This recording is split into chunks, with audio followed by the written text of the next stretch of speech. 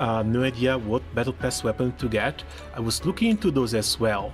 I think I kind of settled for a shotgun, but I need to check them again. I think if I wanted to buy one of those weapons, I also want to take into account the fact that I'm likely going to buy 1 to 2 of the 900 point weapons, the best in slot for the free-to-play units.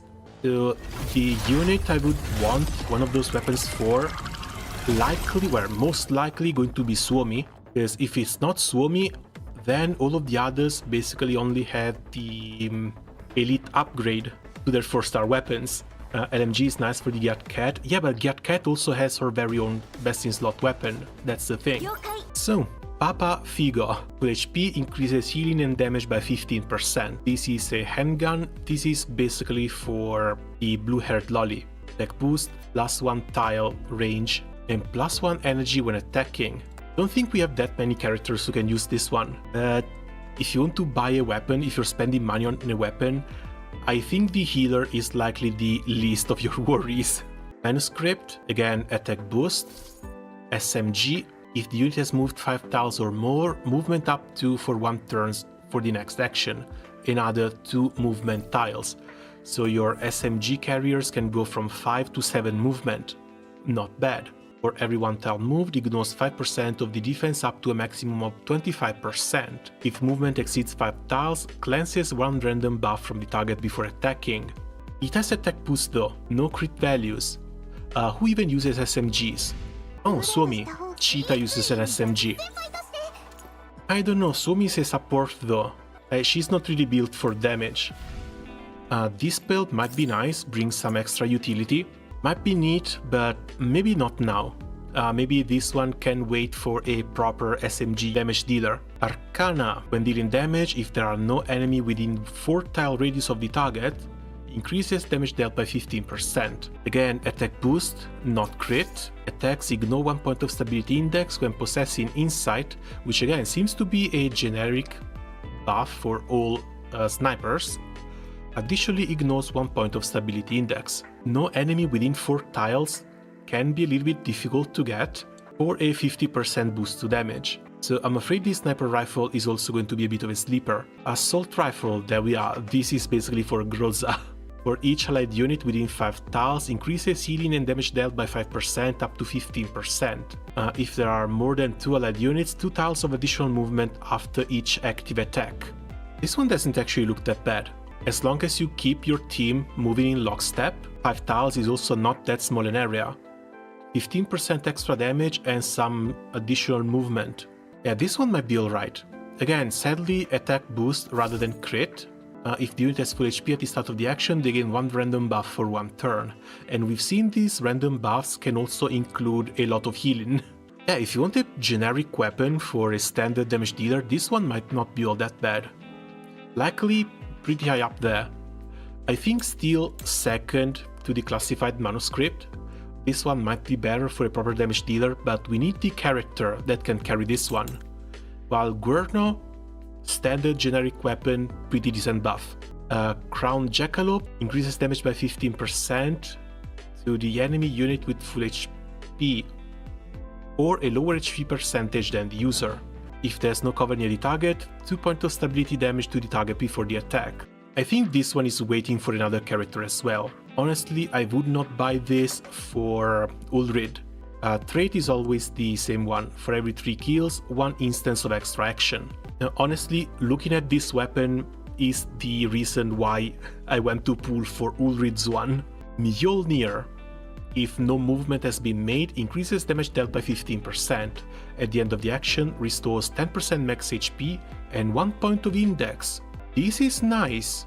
This is actually quite nice. No movement means that you're likely not getting this on the first turn, because you still need to position your unit properly. But concealing machine gun units are kind of heavy, they want to stay still and they have a very high range. This looks decent too. Who do we have that use machine guns? Yeah, Gyat Cat and Littara. But Gyat Cat has her own weapon, which we have to go check. Next up, the Pigeon. Damage reduction when destroying cover. If the target is at max stability or exposed, so 100 or 0, increases the damage it takes by 15%. When dealing damage, apply stability loss to the target for 1 turn. That's a pretty neat one. We cannot see the high calibration levels of these, right? If the orange numbers are the one that change, on top of extra damage, stability loss goes up to 2 turns, the cooldown goes down to 2 turns as well. This might be a pretty nice utility weapon too. Semosec, now we're back to the besting slot for the standard units. But yeah, if you need to get a weapon, this one is a complete brain dead for Mosin. 10% face damage, 10% electric damage. And it comes with 25% crit damage down here, on top of the usual ignoring 1 point of stability index, and the second one on insight.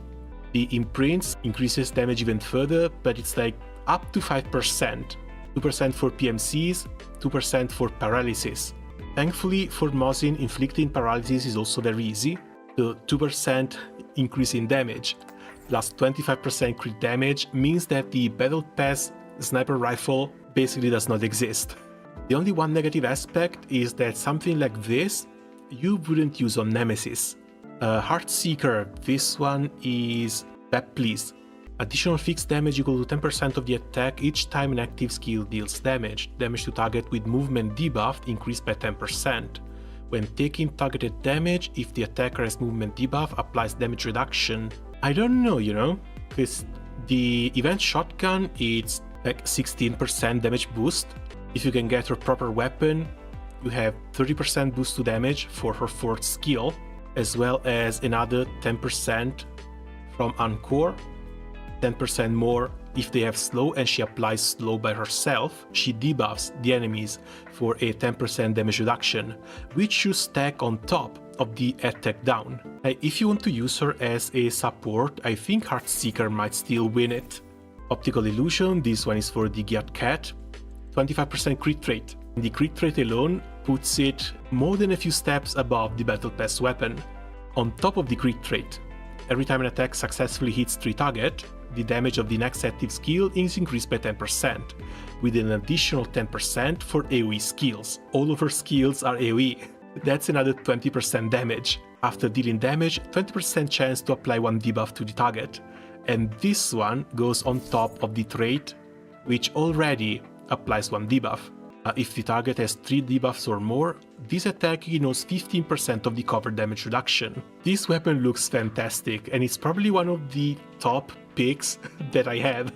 But let's check on the others, cause maybe Todolos could be close. Speaking of Todolos, Planeta, 25% crit damage, which is a little bit weird, because this means I will want as much crit rate as possible from the weapon mods.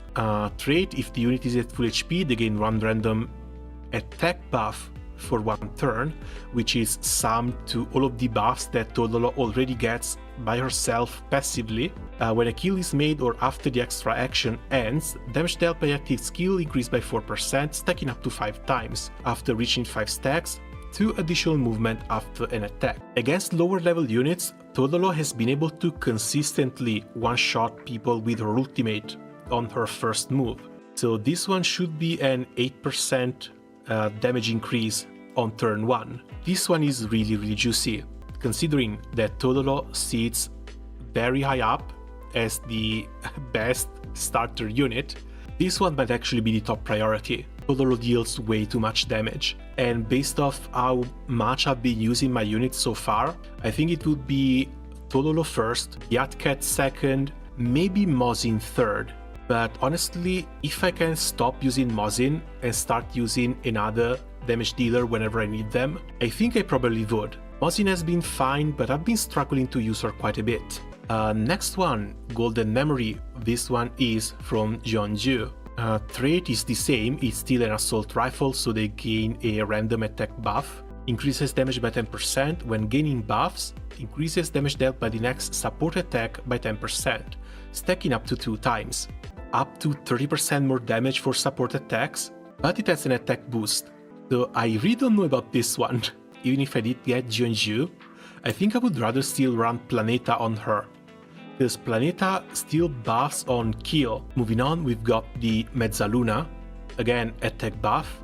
This one is Sabrina's gun.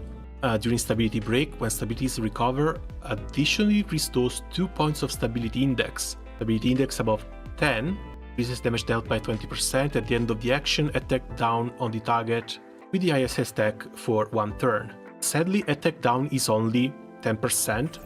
If a weapon is replaceable, I think this one might be it, because this one only takes effect during stability break. Not gonna lie, between all the weapons we've seen so far, Sabrina's shotgun might be easily replaceable with this one. Fearless Time, Planeta as high as humanly possible. Optical Illusion second, I really like the crit trait from this one. I love Geared Cat, so I might get this one too.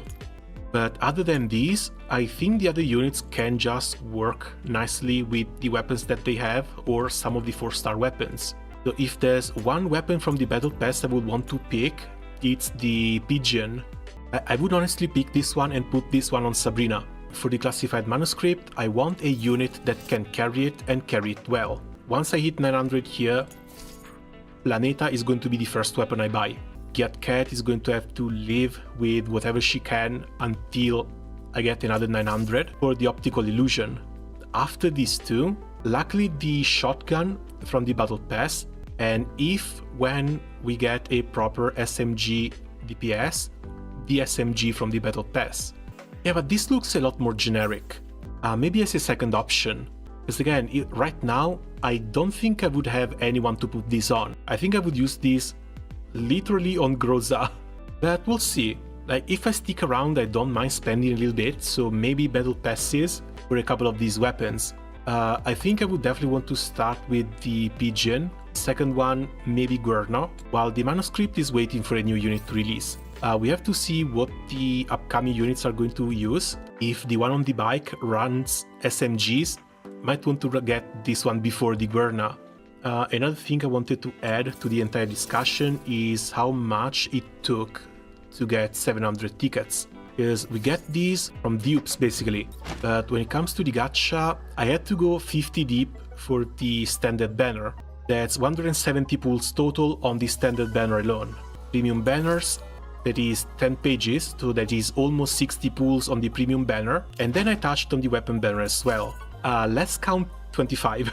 So far I've done 250 pulls for 756 redundant pieces. Maybe, just maybe, by the time I hit 300, I should be able to get this one up to 900, and we should have more than enough resources to get there. We still have some tickets here, 3 here, other tickets from the rookie here, that's 6 more standard, 500 crystals more from level 40, and on top of all of this stuff, there's also main story chapters 5 and 6, hard mode 3 to 6, all of the other unlocks from the supply missions, and all of the stuff from combat simulation.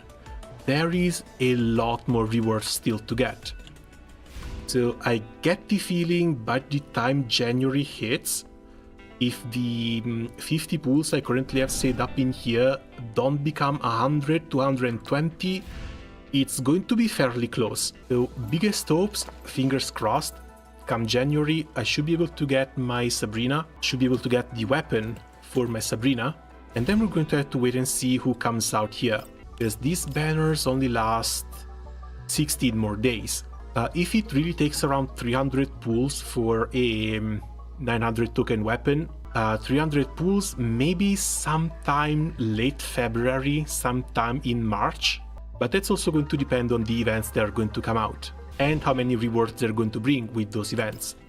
If you haven't heard, this is apparently the 6th event that they've run on the CN server. We skipped 5 story events before this one, so all that stuff is still going to have to be added to the game. And considering that they're launching 2 dolls at the same time, I get the feeling that they want to speed run and let us catch up with the Chinese version. But yeah, for now, that's gonna be it for me for the moment. As always, thanks a lot for coming by, and see you guys around soon. Ciao!